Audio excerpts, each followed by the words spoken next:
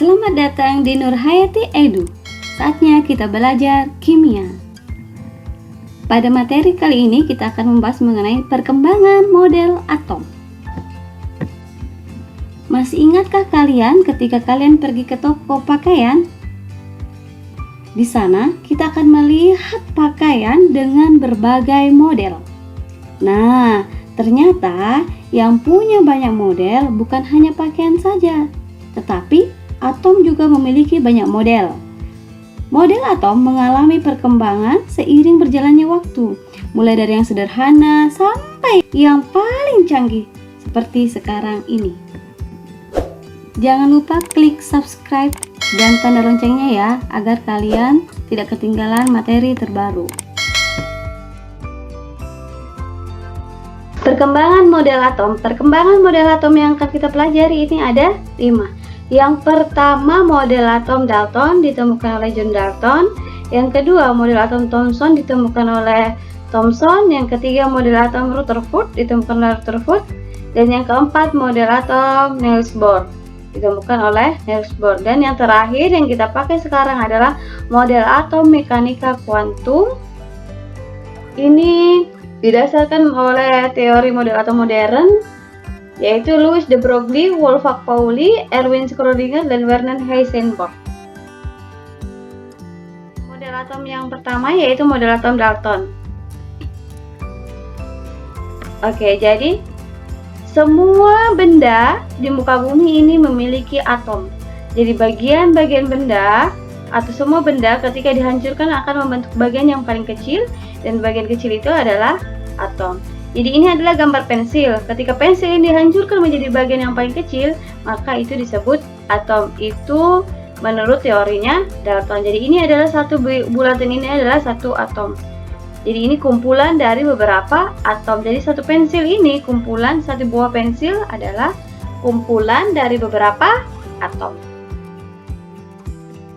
Kalau kita keluarkan, kita perbesar atomnya, satu atom ini menjadi seperti satu lingkaran ini berupa seperti bola pejal ya. Ini satu atom. Sehingga teori atom Dalton menyatakan bahwa atom adalah bagian yang terkecil dari suatu unsur dan tidak dapat dibagi-bagi lagi dan berbentuk seperti bola pejal. Jadi dia ini satu saja, tidak bisa dibagi-bagi lagi. Itu adalah atom menurut Dalton. Tetapi teori atom Dalton ini memiliki kelemahan. Apa kelemahannya? Teori atom Dalton tidak dapat menerangkan suatu larutan dapat menghantarkan listrik. Jadi ini kelemahan.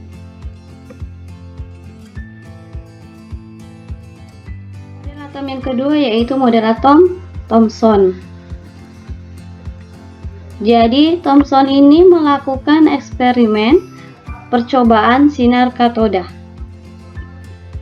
Hasil percobaan ini menunjukkan bahwa sinar katoda ini terbelokkan oleh medan magnet maupun medan listrik. Jadi dia terbelokkan oleh medan magnet dan medan listrik menuju ke arah kutub bermuatan positif.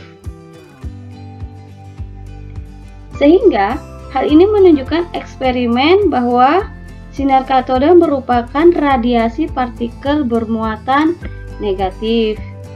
Sehingga Thomson menemukan partikel yang bermuatan negatif itu disebut dengan elektron. Jadi dia adalah subatom.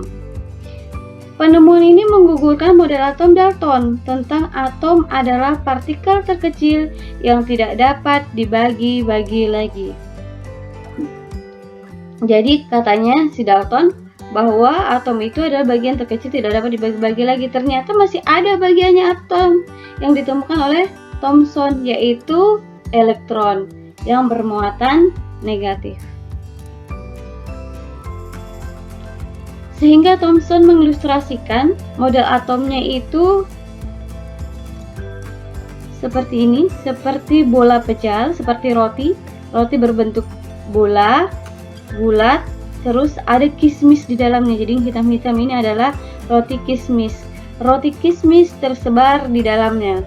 Roti kismis ini diibaratkan sebagai elektron yang ditemukan Thomson tadi bermuatan negatif.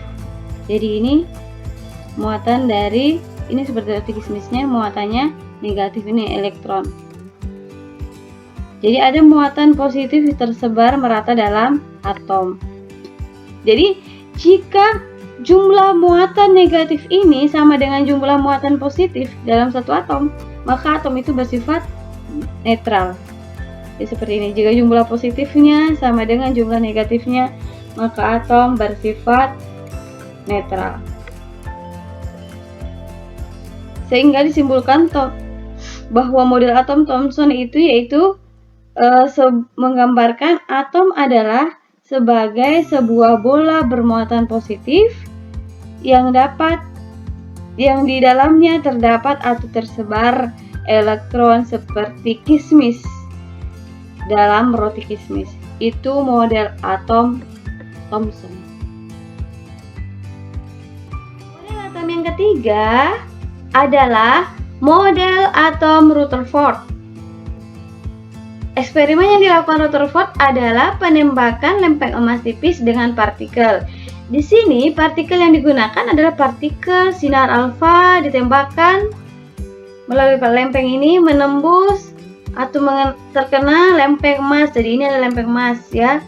Jadi hasilnya lebih detail kita lihat.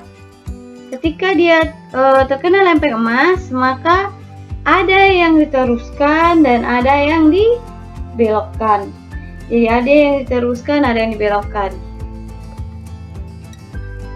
Jadi sinar alfa yang tidak terkena oleh lingkaran berwarna pink ini akan diteruskan. Tetapi jika dia terkena lingkaran berwarna pink, maka dipantulkan. Sehingga Rutherford menemukan bahwa sebagian besar berkas elektron tidak dibelokkan, tetapi diteruskan. Hal ini membuktikan bahwa model atom Thomson yang menyatakan bahwa elektron tersebar merata dalam muatan positif itu tidak benar. Karena menurut teorinya Thomson, elektron yang menembus lempeng, jadi kalau ketika dia menembus lempeng ini akan kehilangan banyak energi, sehingga sebagian besar elektron akan mengalami hambatan karena menabrak partikel-partikel dalam inti atom, jadi dia dibelokkan, tetapi kenyataannya dia diteruskan. Jadi ini sudah membantah teorinya Thomson. Sehingga disimpulkan bahwa atom terdiri inti atom bermuatan positif yang dikelilingi oleh elektron-elektron yang bermuatan negatif, seperti model tata surya mengelilingi matahari. Jadi ini barisnya matahari, ini adalah elektron-elektron yang mengelilinginya. Jadi elektron mengelilingi inti atom seperti planet-planet mengelilingi matahari. Kesimpulan yang kedua, massa atom berpusat pada inti dan sebagian besar atom merupakan ruang hampa. Kenapa dia ruang hampa? Karena dia diteruskan seperti tadi itu. Karena hal ini adalah atom bersifat netral. Karena dia berupa ruang hampa, ruang kosong menyebabkan atom bersifat netral, sehingga jumlah proton dalam inti sama dengan jumlah elektron yang mengelilingi. Ternyata Rutherford memiliki kelemahan. Apa kelemahannya? Rutherford tidak dapat menjelaskan mengapa elektron tidak jatuh ke dalam inti. Jadi ini tidak jatuh ke dalam inti, dia tidak bisa menjelaskan. Padahal berdasarkan teori fisika, gerakan elektron, jadi ini elektron bergerak, gerakan elektron mengitari inti disertai memancarkan energi. Jadi kalau memancarkan energi pasti energinya berkurang. Oke, maka kelamaan energi elektron akan berkurang dan lintasannya makin lama akan mendekati inti dan akhirnya akan jatuh ke dalam. Tetapi Rutherford tidak bisa menjelaskan teori itu.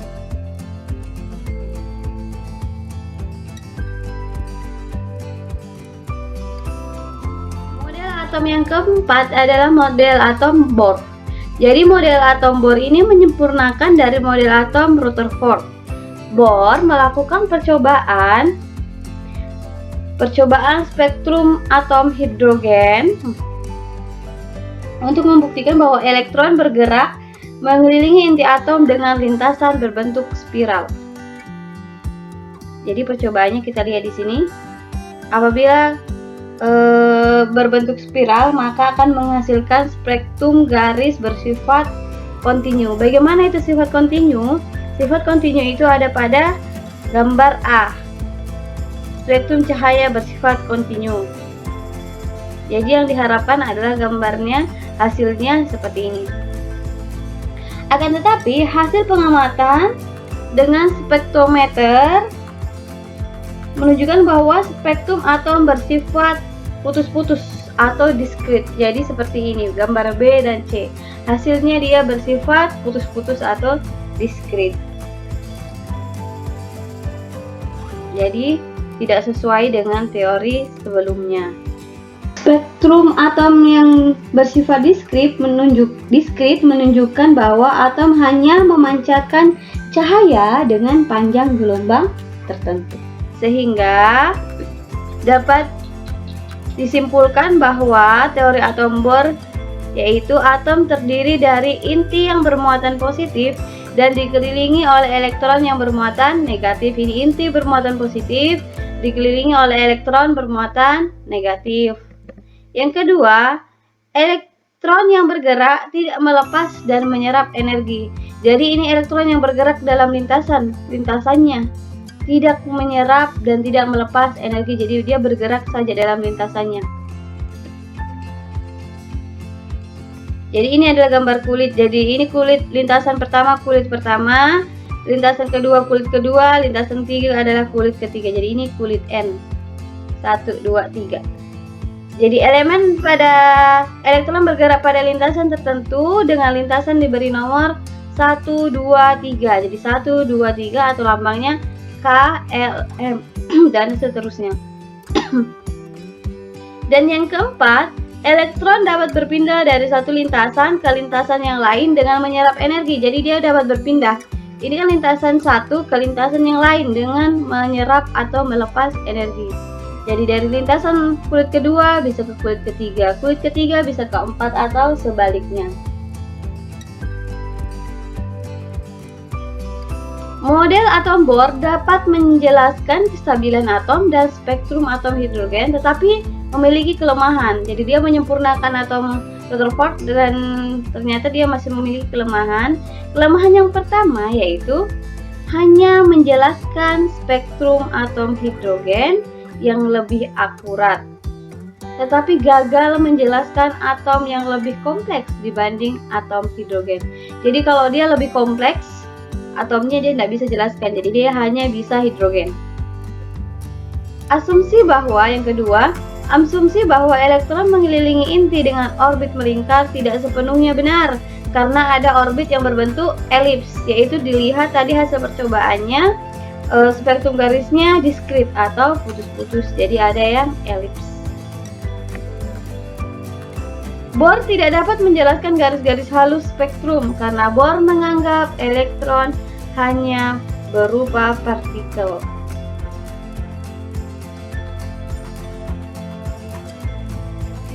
Model atom berdasarkan teori mekanika kuantum. Jadi ini hadir karena berdasarkan atau disebabkan adanya karena ada teori atom modern.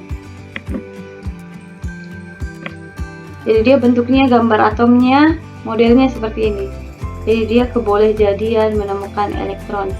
Jadi kita tidak tahu di mana elektronnya. Tidak seperti teori-teori atom sebelumnya terjelas nampak di mana letak elektronnya, di mana letak protonnya, jelas nampak. Di sini tidak.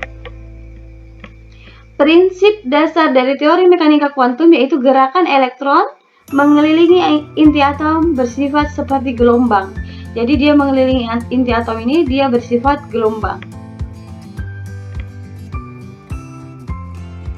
Teori mekanika kuantum digunakan untuk menjelaskan sifat atom dan molekul.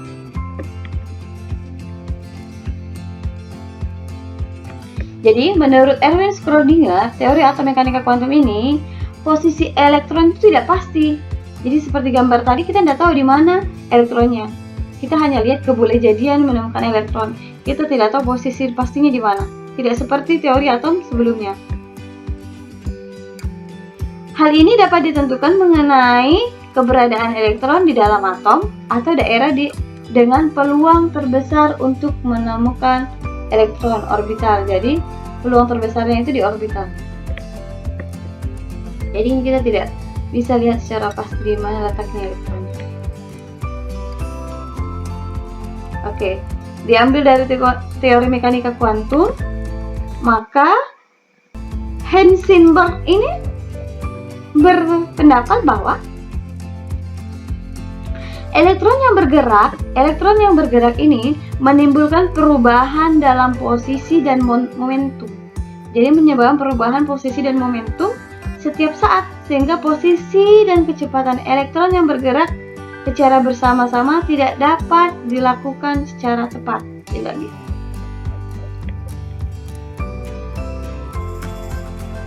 Dari teori mekanika kuantum ini, maka ada prinsip ketidakpastian Heisenberg, yaitu keberadaan elektron dalam lintasan tidak dapat ditentukan dengan pasti. Yang dapat ditemui hanyalah kebolehjadian menemukan elektron.